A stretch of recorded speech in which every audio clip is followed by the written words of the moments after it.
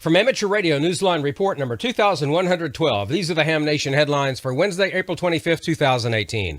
On Tuesday, April 17th, 8 wildfires broke out in Colorado where the National Weather Service had declared a red flag day due to dangerously high winds and low humidity. Christian Kudnick, K0STH, picks up the story.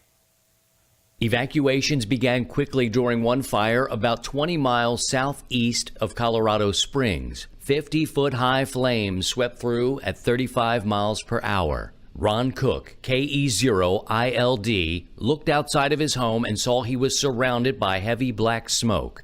He dialed 911 and got a busy signal. Panicked, he called on a widely used repeater system, asking anyone listening to call 911 for him. Amanda Alden, K1DDN, and Jeff Carrier, K0JSC, heard him and placed the call. She reached out to El Paso County Dispatch to find out if Ron was in the evacuation zone. Dispatch said he was safe, then called back 30 seconds later saying he should evacuate immediately. Amanda relayed the info and Ron prepared to leave.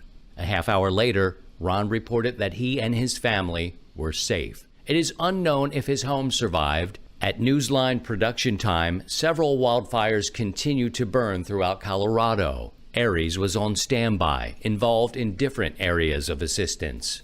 You can listen to audio of Ron Cook, KE0ILD's repeater call with Amanda Alden, K1DDN, in the full Amateur Radio Newsline report. A judge gave a 28-year-old man life behind bars for the beating death of a 95-year-old amateur radio operator.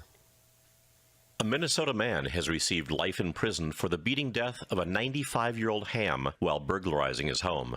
Isaiah Thomas was sentenced on April 9th for the killing of Albert Leyline, W0NHW, in his Anoka, Minnesota home on Thanksgiving weekend in 2016. Albert was also a retired radio engineer who worked at radio station WCCO.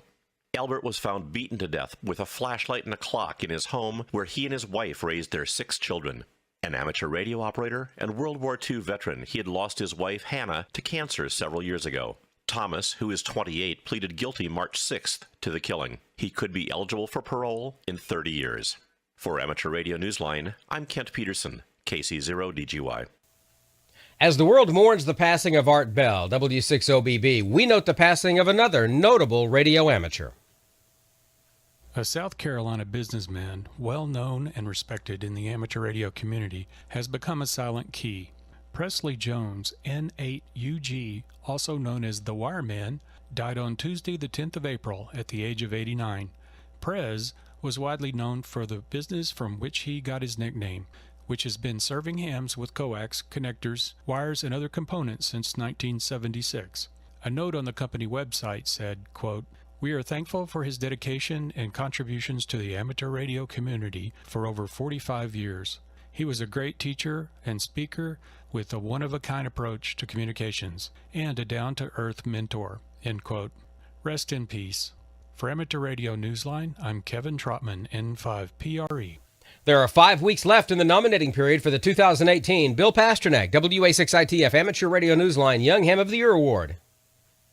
You'll find full information and the nominating form on our website, www.arnewsline.org. Just look at the top under the YHOTY tab.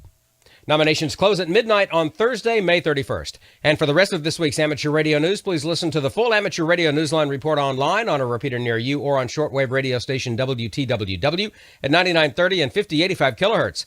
And that's all from the Amateur Radio Newsline, your independent source for amateur radio news for 4 decades and counting at www.arnewsline.org. With Christian Kudnick, K0STH, Kent Peterson, KC0DGY, Kevin Trotman, N5PRE, Karen Eve Murray, KD2GUT at the news desk in New York, and our news team across the globe. I'm Don Welbanks, AE5DW. 7-3. We'll see you next time here on Ham Nation.